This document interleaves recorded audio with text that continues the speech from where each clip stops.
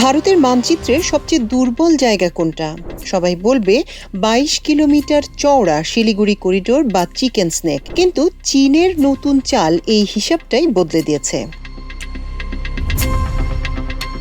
নেপাল ও তিব্বত সীমান্তে চীন এখন আর শুধু রাস্তা বানাচ্ছে না, তারা তৈরি করছে হাই অল্টিটিউড বা উঁচুতম সামরিক বিমান ঘাঁটি এবং শক্তিশালী রাডার নেটওয়ার্ক। একে বলা হচ্ছে আকাশী করিডোর ব্লকড। এর ভূরাজনৈতিক টুইস্টটা বুঝুন। কোনো যুদ্ধ হলে চীনকে ভারতের মাটিতে পাই দিতে হবে না। হিমালয়ের চূড়ায় বসে তারা আকাশ থেকেই শিলিগুড়ি করিডোরকে জ্যাম করে দিতে পারবে। ফলাফল, ভারতের মূল ভূখণ্ড থেকে উত্তর পূর্বে ৭টি রাজ্য বা 7 সিস্টার্স পুরোপুরি বিচ্ছিন্ন। পরিসংখ্যান কি বলে? শিলিগুড়ি করিডোর দিয়ে প্রতিদিন ভারতের উত্তর পূর্বাঞ্চলে হাজার হাজার টন রসদ যায়, কিন্তু আকাশ সীমা ব্লক হলে ভারতের ফাইটার জেট বা কার্গো বিমান ওড়ার কোনো জায়গা থাকবে না। ঠিক এই সংকটময় পরিস্থিতিতে ভারতের একমাত্র লাইফলাইন কে? উত্তর হচ্ছে বাংলাদেশ।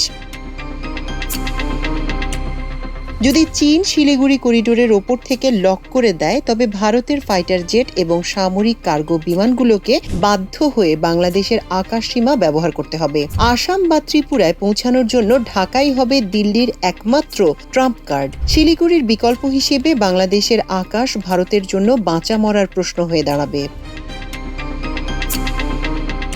এর সাথে যোগ হয়েছে রেয়ার আর্থ এলিমেন্ট বা বিরল খনিজের মনোপলি।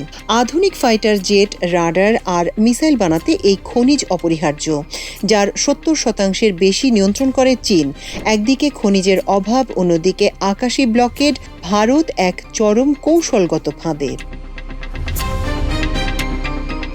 ভুটান, নেপাল আর তিব্বত সীমান্তের এই নতুন সমীকরণ ঢাকাকে দিল্লির সবচেয়ে বড় কৌশলগত অংশীদারে পরিণত করছে। বাংলাদেশ কি পারবে ভূরাজনৈতিক সুবিধার সঠিক ব্যবহার করতে? আপনার কি মনে হয়? কমেন্টে জানান।